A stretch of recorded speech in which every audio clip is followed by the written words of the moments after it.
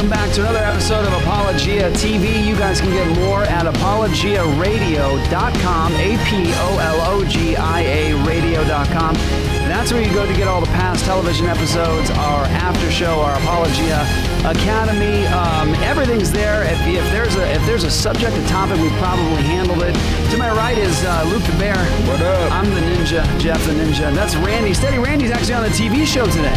The first time. Randy's the first. Oh, yeah. I love our guest. First time. Yeah, he couldn't help himself. He had to join us. Actually, we made him. So to my left over here is King Ginger, our producer and director. How's it going, man? Good, man. Excited. And let's dive right in. Big show today. Very important show today.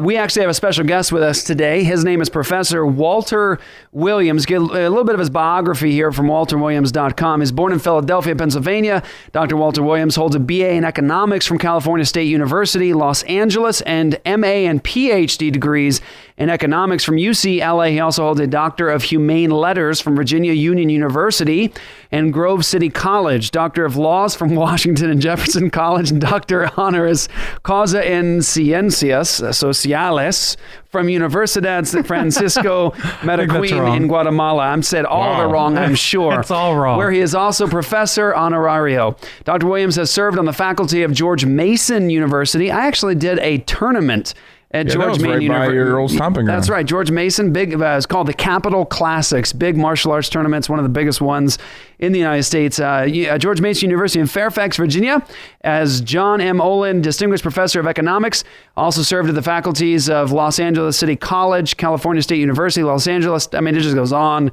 and on. Here's the cool part. Dr. Williams is the author of over 150 publications, which have appeared in scholarly journals.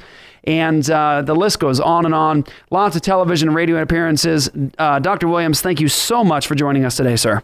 Thank you very much for inviting me. It's a privilege. And I can tell you, Dr. Williams, Marcus, our producer and director, never really joins us for the television program, but he couldn't help himself. Unless he's really excited. Unless he's super excited. I'm super excited. And so I'm going to actually give it to you, Ginger. What should we talk about today with Dr. Williams? I want to talk about Walter Williams just in your book, Race and Economics. Because I just read that book, and it just like opened up a new world to me. I'm a big free market guy. And so I think the first thing is, could you just explain to us the foundation of a free market and why that's important to society? Well, I think if you look around the world and you ask the question, well, where are people richer? Where is per capita income higher for the average person? Well, it turns out to be higher in those countries that are closer to the free market end of the economic spectrum, and the people are the poorest at the communist end of the economic spectrum. Now, when you talk about free markets, it means that for the most part, people are able to have the right to engage in peaceable voluntary exchange, and there's a reduced initiation of violence. And so there's no purely free market economy in the world, but we can say that some are more free market and some are less free market. And another feature of countries that are towards the free market end of the continuum is that there are greater human rights protections, and then also the people just have greater wealth. And so I think the free market is consistent with the standards of high standards of morality. And when you ask the question, when I start thinking about many issues, my initial premise is that I am my property, I am my private property, and you are your private property. And so if you start off with the idea of self-ownership, the notion that we each own ourselves, then certain things are moral and certain things are immoral. That is the reason why murder is immoral. It violates private property. Rape and theft is immoral because they too violate private property. And so a system of a free market with limited government, I think, is far more moral than anything else on earth. That's fantastic. Wow. There's a lot to be said about that. That's for sure. A lot. You know, Dr. Williams, if I could just interject here for a moment, I'm sure everyone wants to throw some stuff at you. Here's the interesting thing I'd like to at least start off hearing you on. You are a black man in our current culture, who is heralding and praising and talking about the value of a free market and things like capitalism and private property, personal ownership, and you're saying all of that in our current context, where that might sound strange coming from you. So I'd love to hear. It might sound strange coming from any American. From anybody, yeah, today, yes. but in particular, yeah. I mean, look, I think that the average American believes that it's okay for the government, for Congress, to forcibly use one American to serve the purposes of another American, whether it forces you to pay for business bailouts out of your income, or for food stamps or farm subsidies. And I think it's immoral to forcibly use one person to serve the purpose of another. And matter of fact, a good working definition of slavery is indeed the forcible use of one person to serve the purposes of another. That's right. And one of my disappointments, I'm 80 years old, but one of my disappointments is that so many black Americans who have been major sufferers of being forced in our history of being forcibly used to serve the purpose of somebody else, they too are right in the game. They want to forcibly use one American to serve the purposes of another. That's fantastic. And exactly, Dr. Williams, slavery is the ownership of someone else's production. And that is happening on such a massive scale these days. And you're absolutely right. It's such a foreign concept to us today. This last generation in particular just believes that this is just the way things go. We force somebody to pay for our own stuff. And it's just really interesting how you put that, because I think the thing that's a jolt to many in our current context is how you put it. You said taking somebody else's money to pay for somebody else's stuff, because people would say, well, no, that's the government's money. That's theirs. But see, I think one has to recognize is that Congress has no resources of its very own. And so that means that and moreover, there's no tooth fairy or Santa Claus giving the Congress the money. Yeah. So when you recognize that government has no resources of its very own, that forces you to recognize that the only way the government can give one American citizen $1 is to first, through intimidation, threats, and coercion, confiscate that dollar from some other American. And if you think I'm being too loose with the terminology intimidation, threats, and coercion, well, you had April 15th to check me out on that. Boom. All right, guys, be right back. Dr. Walter Williams, I love this man already. ApologiaRadio.com. Stay with us.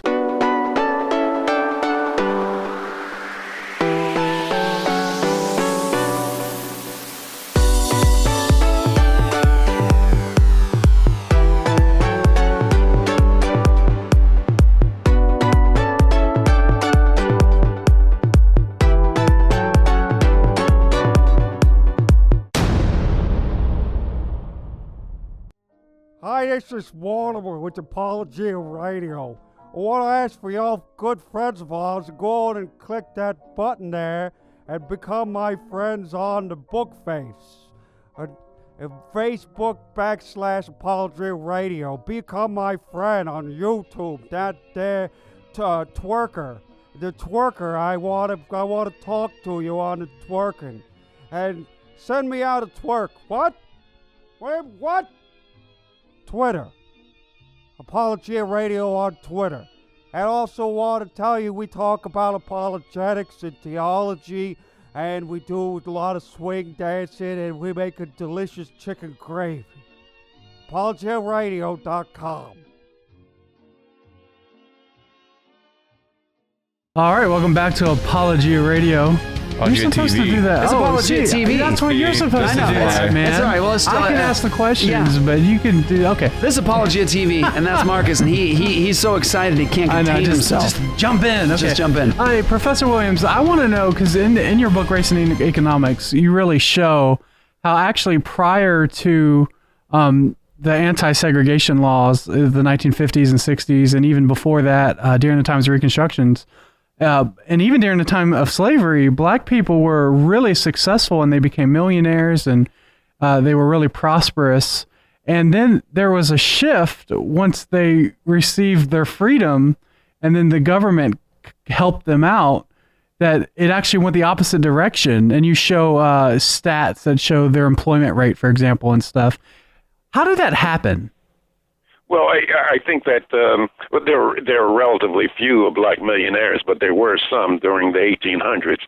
But I think that the rules of the game help determine the outcome of the game. And I pointed out in there, I showed the statistics from Department of Labor that black teenage unemployment in 1948 was less than white teenage unemployment in 1948. Today, black teenage unemployment is some multiple of white teenage unemployment. Wow. And so how do you explain the lower rate of unemployment among black teenagers, let's say in 1948? Well, you can't say, well, there was less racial discrimination in our country. You can't say that well, gee, black teenagers had greater skills than white teenagers. That explains it. Nothing explains it more than the minimum wage law. The minimum wage law was increased so many times, and matter of fact, people are talking about increasing again. Right. And the effect of the minimum wage law can be easily seen if you put yourself in the place of an employer and say, look, if I must pay $7.25 an hour to no matter whom I hire, does it pay me to hire the person who is so unfortunate so as to have skills that would only enable him to produce $3 or $4 worth of value per hour? Now, the average employer would look at that as a losing economic proposition. And so the effect of the minimum wage law, not the intention, but the effect of the minimum wage law is to discriminate against the employment of low-skilled people. And who are the low-skilled people in our labor market? Well, they're teenagers. They lack the experience and maturity of adults. And then black teenagers, they not only share those characteristics, but they share the additional characteristics of going to rotten schools and poor neighborhoods and poor family backgrounds. So a minimum wage law is going to discriminate mostly against black teenagers. Man, wow. And if you read I have another book that I wrote in 1989 or 1990. It's called South Africa's War Against Capitalism, and I did extensive study of labor markets in South Africa during the apartheid era. And the major supporters of minimum wage laws in South Africa were white racist unions that would never have a black as a member. And their stated reason was to protect white workers from having to compete with low-skilled, low-wage black workers. That is, they said, we want to make the wage high enough so that companies will not hire blacks. Wow, man, I love this man. Good gracious. That's fantastic. So I have more questions, but going back somewhat what we said before the break, I don't want our conversation before the break. I don't want the listeners to think that I don't care about my fellow man in need. I think that to help one's fellow man in need by reaching into your own pockets to do so is praiseworthy and laudable. I think helping one's fellow man in need by reaching into somebody else's pockets to do so, I think, is worthy of condemnation. Yes. And for those of us who are Christians, I'm very sure when God gave Moses the commandment, thou shalt not steal, he did not mean thou shalt not steal unless you got a majority vote in Congress. Oh, man. That's incredible. That's awesome. I like you so much more now. you are a genius, sir. Wonderful. Well, this is. I'm going to give it to Randy. Randy, Yeah. I have more I want to ask, but I'm going to give you a chance. Sure. As a family unit, when we think of a family unit, that's kind of the micro economic planning unit. So what is wrong when the government establishes, let's say, well-meaning policies, such as health care? What's the impact on that in the free market, and what's the outcome for lower income groups? Well, we see some of that going on right now. When the government mandates that a business provide health care for the employees, well, that's just like mandating a higher wage. That is, if the wage is not now $7.25 an hour, let's say, just for example, and you mandate $5 worth of health care per hour for a person or per day, that just raises the cost of the employee. And so what employers will do, they will seek to economize on it. And what we see today, that many employers are hiring part-time workers instead of full-time workers, or the full-time workers that they do hire, they give them overtime instead of hiring new workers. They keep the older workers on and they pay them overtime. That's cheaper than hiring somebody else, than having to pay all these the healthcare costs. And so I think that by and large, whatever government does, or most of the federal mandates, actually do harm to many people, but surely they help some people. That is, some people, the higher skilled person, he would love to make it very, very costly for you to hire a low skilled worker, because it gets some of his competition out of the market.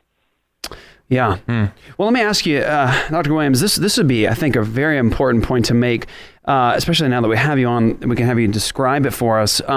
What are some of the impacts upon, say, the black community when you have the government just with the size of the welfare program and assistance programs that it has right now? How does it impact the black community? Because that's typically what you'll see even in the debate is you'll see some of the Democrats' policies and more the liberal policies as moving towards the black communities. And you'll see, in the media at least, you'll see the black community praises these things and they need these things and they will complain if they don't have them.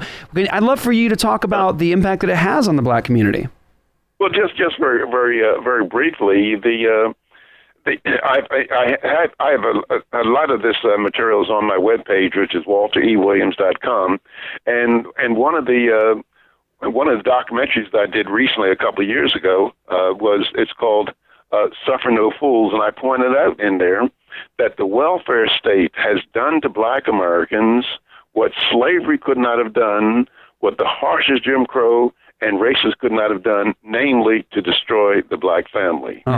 Now, right now, today, roughly slightly over 30% of black kids live in two-parent families. Back during, and these statistics are available on Race and Economics, back during the 1870s, up to 75 and 80% of black kids lived in two-parent families.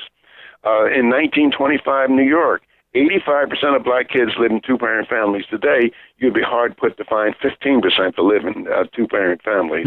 And so what the welfare state has done, it has made slovenly behavior less costly. If you look at illegitimacy among black illegitimacy right now is around 75%. That is, 75% of black babies are born out of their mothers are not married to the father. But however, in 1938, I think the number was something like 9% of the black kids were born illegitimately. And so we see with the emergence of the welfare state, you found a whole lot of the family disintegration. Now, it's not just a black thing. That is, in white illegitimacy now is somewhere around, it's slightly over 30%, whereby in 1940, I think white illegitimacy was somewhere around 3%. And wow.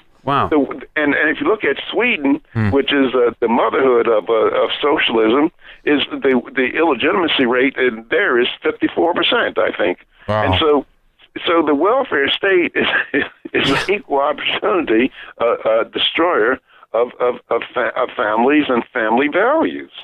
I mean, and when I was a kid, when I grew up in the housing project in North Philadelphia, and my father deserted my mother when I was 3 and my sister was 2. Dr. Williams, hang on to that 1 second. I want to hear that the rest of the story. Going to commercial break real fast, guys. Hang on for more of the story. Apologia Radio with Dr. Williams. Be right back.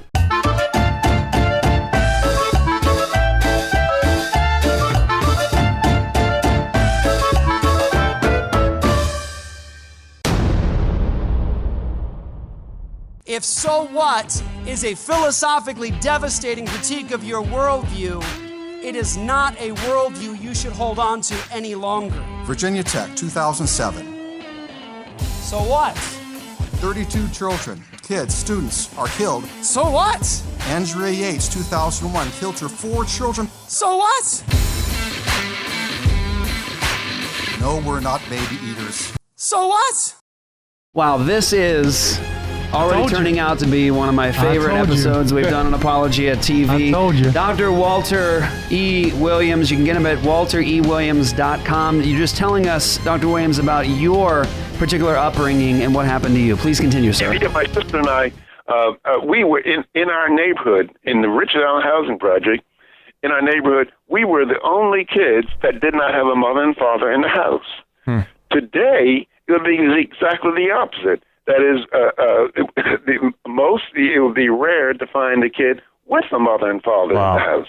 And so a lot of the things that you see among black Americans today, you look at Baltimore, you look at Ferguson, you look at Oakland, and all these places, those things are entirely new among black people. I mean, the disrespect of teachers, the assault on teachers, and I think in Baltimore, it was estimated that there were 4 teacher assaults per week, and it's inconceivable for a person, older Americans, to think that a kid would assault a teacher. And so many of these things that people are seeing among black Americans, and also as well among white Americans, is entirely new. It represents a breakdown of our culture. Wow, that's incredible. I was just going to comment that, we got all these people that are recently, you mentioned, pushing for a higher minimum wage, and what's been the immediate result, we've all seen it, is places like McDonald's, the bank, Wendy's, they're going to automated tellers and places to order your food. And so everybody that's pushing for these higher wages, all they're doing is eliminating the job force almost altogether in some places. That's absolutely right. There are many things that have been automated. When I was a kid, you pull into a gasoline station, and there's a kid to check your tire, to pump your gas, and you don't see wash your windshields, and you don't see that anymore. And it's not because Americans of the day like to smell gasoline fumes at self-service stations. And in neighborhood theaters, there are ushers to show you to your seat. And today we don't have ushers, and it's not because Americans of the day like to stumble down the aisles to find their seats. It's that the minimum wage has destroyed these and many, many other jobs. And so when employers are going to face with higher costs, they're going to try to find ways to minimize that cost. And the reason why they're going to find ways to minimize the cost, and that is to automate, is because customers the customers who buy their products, they prefer lower prices to higher prices. That's right. So you talk about in your book, you talk about how the moral delinquency and how economic restrictions increase moral delinquency. And so my question is right now is, because it seems like big government, increase minimum wage to $15 an hour, that sort of conversation is everywhere. It's everywhere. And so my question is, like, what's the solution? Like, how do we combat this? Like, where's our hope as a nation in this? Well, I think you need to tell me, because I don't see much of a chance of reversal. You see there are organizations who are fighting against various regulations, government regulations, such as the Institute for Justice. They're fighting taxicab regulations or licensing regulations that license people out of the market. But that's just a drop in the bucket. I think that we're just headed in the wrong way as a nation, and I don't see any chance of recovery. So when you look at the moral foundations of our nation, when we began, I mean, you had a particular view of the world that was sort of in the atmosphere, a particular view about God. You had, many of the colonies had state churches even. It was so representative. And like you said, Dr. Williams, the ideas of personal property, and stuff belonging to yourself, and the ideas of a small government, those ideas didn't exist in a vacuum. There's a particular thing that led up to it, and you point, I think, in a spectacular way to "Thou shalt not steal." That applies across the board, and it applies to government as well. You've seen so. Go ahead. And it's unique in our history. I mean, the founding fathers, if they were to come back today, they would be utterly shocked by the American people. Yes. and what the American people have come to accept. And if you just read some of the quotations at my webpage from the founders, you would see that they would just be utterly shocked at what Congress is able to do, what the American people want Congress to do. I don't blame politicians. The American people are asking asking politicians to make it possible for them to live at the expense of other people. And any politician who does not go along with the program, he'll be run out of office. That's fantastic. All right, Dr. Williams, just 2 minutes left here. I'd love for you to give us a reading list of some of your works that you think would be important, maybe to train this younger generation in understanding how government's supposed to work, how economics work, and maybe even giving us some understanding of how some of these policies and how we run the government today and take people's money has actually destroyed us. Well, what's a good starting reading list? Well, I on my website I have a whole bunch of reading and recommended sites and recommended books and videos to read to look at. But however, I think that one of the greatest writers I think of all times in the ideas of liberty has to be a French economist, Frédéric Bastiat, Bastiat, and he wrote a book called The Law, and it's a very, very small book, and is available at the Foundation for Economic Education, and it explains a whole lot about the moral character, the moral role of government. That is what government should be doing. And so, as a matter of fact, he asks the question to identify government plunder, see if government does things that a private person, if he did the same thing, he would go to jail. Yeah, that's right. And so, so much of what Congress does is exactly that. Things that if we did the same thing privately, we'd go to jail. Yeah, powerful. Dr. Williams, you're a gift and a blessing, sir, and we're just really, really grateful to have had your time today. So you guys can get more at walterewilliams.com. Professor Williams, thank you so much for your graciousness today, sir, and we hope to maybe have you on again sometime. This was fantastic. Sure. Yeah. Okay, thank you very much. All right, God bless you, sir. Thank you. Bye.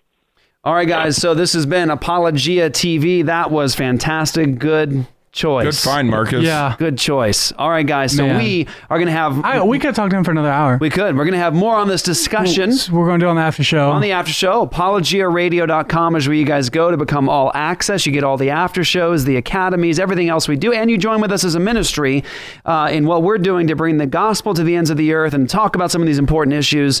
And don't forget to go to missionalwear.com where you go to get some awesome, awesome, awesome t-shirts. They support the work and the ministry of Apologia Church. You guys should buy a t-shirt right there. Man's chief end is to glorify God and to enjoy Him forever. That is what it's all about. We'll catch you guys on the other side. The conversation is going to continue at apologiaradio.com. That's where we're going to have our after show. We're going to have more content, more conversation, some really great stuff. You go over there to get it at apologiaradio.com by becoming all access. Go check it out.